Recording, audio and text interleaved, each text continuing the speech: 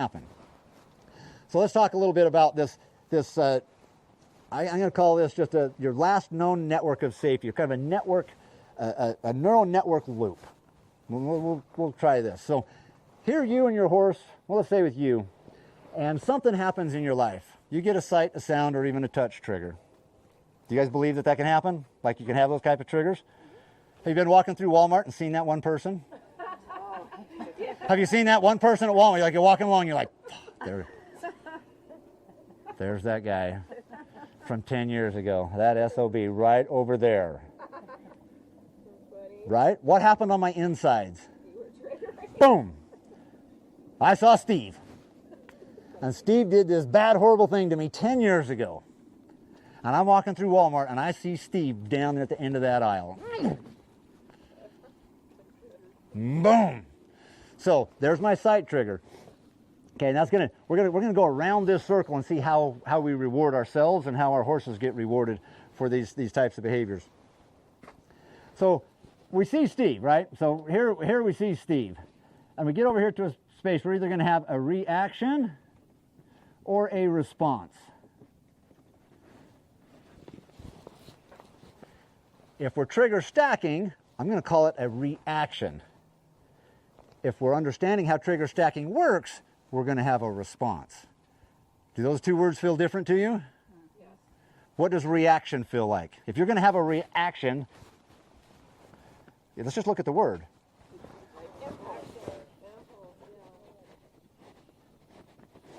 React. Do what I did last time. React. Does that make sense? Do it again, whatever the thing was. I'm pissed off at Steve. I see Steve. That's a reaction. I'm going to have an internal reaction. My cortisol levels are going to spike. My adrenaline's going to pump up a little bit. Right, I'm in fight-flight mode. Am I going to go down there and dress it? Or am I going to avoid it? Right, so there's a reaction. So as I have this reaction, this starts this chemical cycle here. So here's some cortisol and some adrenaline. Right? I just got a bump as I had that sight trigger.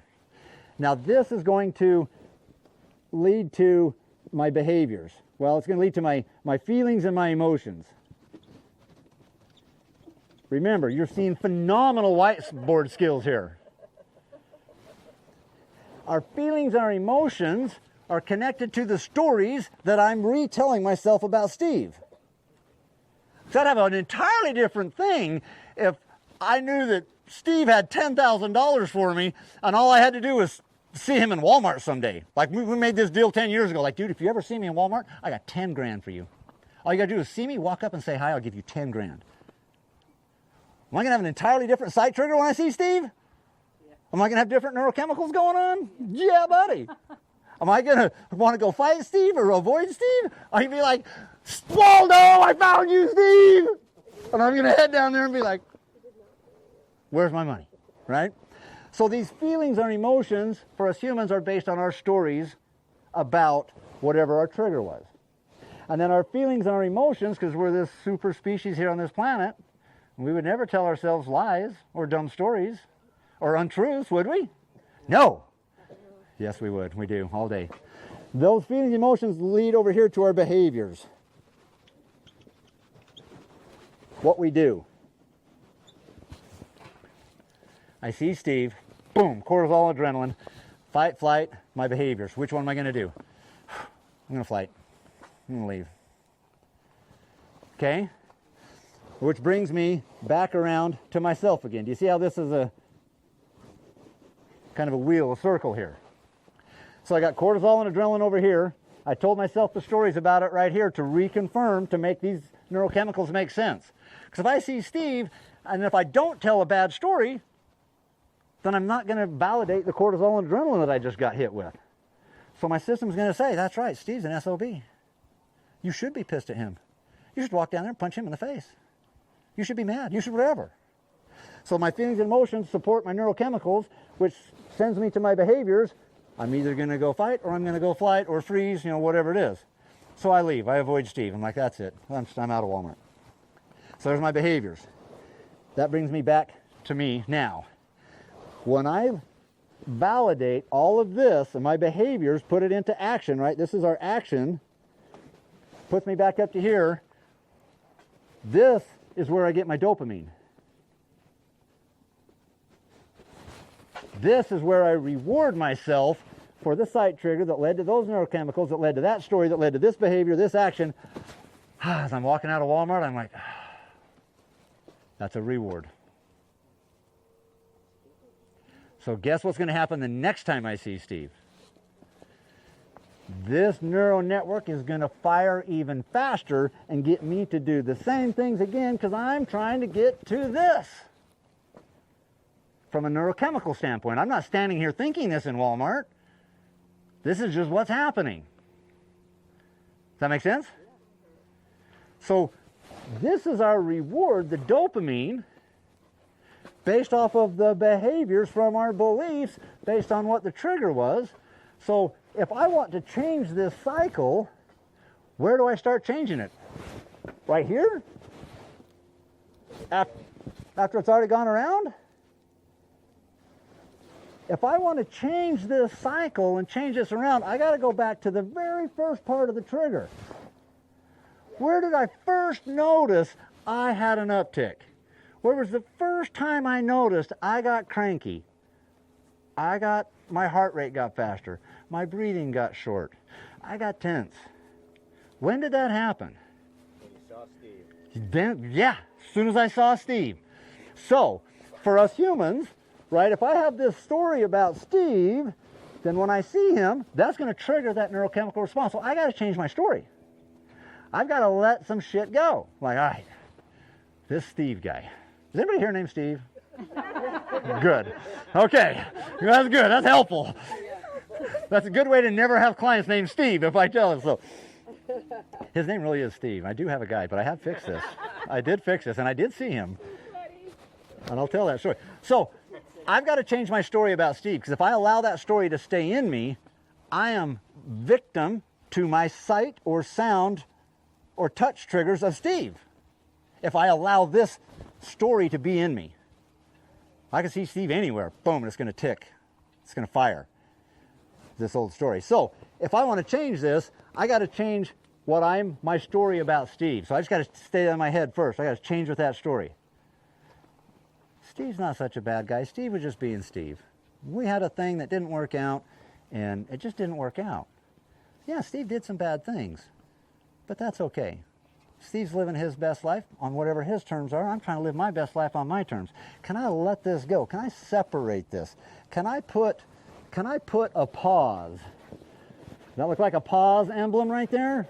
You're damn right it does. This is high level whiteboard skills. Yes?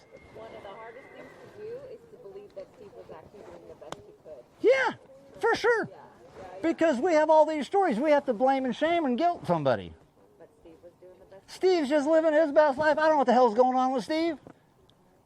The things he did to me must have some shit going on that I just don't know. I don't know. So we have to recognize in that moment that we should not be reactive. We need to respond. That's the key thing right there. Because if I react, when I see Steve, I'm just going to go back to this old story. Feeding into the story. Part of the automatic program. It's just part of how we're operated. Why? Why would my autonomic system do that to me? Protect you. Keeping me safe. Does that make sense? It's just keeping me safe. My autonomic system is hardwired and hard-coded to try to keep me safe. So is your horse. All the behaviors that they're doing in their insides to them is just autonomic behaviors. I'm just trying to be safe. So if I want to change this cycle, I got to put a pause in here. I got to find a response. And then I got to change my feelings and emotions. I got to change my story about it. So if I can pause this and just have a response, I can create my dopamine reward right here. Because I paused it from going all the way through the cycle. Does that make sense? So if I can get a little hit of dopamine right here at my response, as soon as I see Steve, I wish I knew what the chemical symbol for dopamine was so I could draw it. I probably couldn't draw it if I did know what it was. So as soon We'll as just go with D. and you give yourself a minute to process that Yes. everybody's okay and that Let's it so my doesn't have to be this big of a deal. my new story. You'll get a dopamine my new story with Steve, let's say, I'm like, you know what, I want to deal with this. I don't want to see Steve and go off the charts, because that's what happened the first time. Right. I don't want that to happen. So I got to create a new story. So in my story, when I see Steve, I want to feel like this. I want to feel calm. I want to feel like Steve is just living his best life, and I'm just living my best life. Our paths crossed. It wasn't what we both thought, and whatever it was. You know, I just got to tell myself the story that that's him, this is me. Create some separation in that. And that will give me a dopamine hit here. Even if you don't believe it. Right, we can start getting the reward, though. If I can start creating the response so I can get a reward here, I can tell myself a new story, I get another reward here, I'm going to get another dopamine hit here of like, oh my gosh, I just saw Steve, wow. Whew. And I didn't react. Right, Man, I did. I'm sticking with my story. Steve is Steve, I'm me, okay. Whew, here's my dopamine hit. You with me? This has something to do with horses, I promise, stick with me. Right? And then I can go about my day at Walmart. I actually ran into Steve at House of Jump, wherever that is, over here. The trampoline place? With my grandkids with me. And I had a story when I saw this guy, I was going to, like, the cops were coming. That was my story. That's how it was going to end, was the cops were going to pull me off of him. That's how it was going to end. That was my old story. So I reformatted and kind of changed and told this story around. And I'm walking into House of Jump with my cute little grandkids behind me. I swing the door open and I walk in, and guess who I run face to face with? Steve! Good for you for being prepared. Steve! And, and I had just a quick blip, and I was like, Steve, good to see you, my man. Come on in, kids. Let's go. And I walked right past him and went and paid, and we went and did House of Jump, and that was it. But I want to tell you that that story about Steve owned me for a number of months. I was actually fearful of running into him for what I was going to do. Well, I wouldn't be able to control what I was going to do because I was so freaking angry. So it's where this dopamine reward is in our system is what creates our behaviors. And same thing with our horses. So let's take this same story. We're going to take Star is going to go for a ride with Steve. So if we take Star out of here and we start walking down the walkway right here, and Wes comes by on the gator to go feed, and we notice that Star is like whew, cautious up and going. If we can just take a moment right there, let's just stand still. Let's just relax. Let's let that go. Yeah, Wes was driving a little fast. I'm just kidding, by the way. But he probably does drive fast. I don't know. I've never seen it. Right? But the horse, right, just has a little uptick. And we, as our partners and handlers of our horses, we need to be the ones to engage this pause. Because your horse's autonomic system is, let's just run the loop and hit my reward, and that's it. I just want to get to the end where I feel good, and that's usually our horses get so spun up and crazy, they're dancing all over the place, and we finally take them back, and we go back to the corral, put them in, take the halter off, and walk away, and the horse is like, ah, God, whew. I don't know why we had to go out there for an hour and do all that crazy stuff. I just wanted to relax. I just wanted to feel good, but we wanted to do circles for 17 minutes, and then we wanted to do around this thing, and then all these other things, and the horses just trigger stack, up, and then horses can get really good at tolerating. They can tolerate a whole bunch of our bull crap and not go over the top and actually cause problems. There's a lot of tolerant horses out in the world, for sure, and people. Tolerance isn't a good place either. It's just tolerance is where we're at before it breaks. How good are we at tolerating, right? All of us, too. We have a breaking point. This is not confidence. No. Tolerance is just the space before the big thing happens. The longer we tolerate, the big thing's going to happen, guys. In your life and with your horse, the big thing's going to happen. It's just we don't know when because of this tolerance. When we're building tolerance in, we're just like setting the little... I'll go old school, the old egg timer, right? Everything's digital now. You set a timer on your phone, right? It's going to go off. So tolerance, it's going to go off. When, where, what's the thing that's going to bump it over the top? Might be the little stream of water. Might be a candy wrapper that blows out of your coat pocket while you're walking and hits the ground, and the wind flips it around. Your horse is like, turns around, knocks you down, and runs back to the trailer. It wasn't the candy wrapper. Candy wrapper was just the last bit of tolerance that it could take. You with me? So if we want to change, so this is trigger stacking. If we make this loop over and over and over and over, if we keep getting our rewards through reactions and our old stories and our old behaviors, you'll get the reward. You'll get the feel good when it's over. It's just the reward is rewarding you for going through all the stress. So the next time it comes up, you're like, well, let's get through this stress. Because the reward is on the backside. So we're going to talk about how do we get this reward into our horse sooner. And this is where this back up and stand still and pay attention comes into play.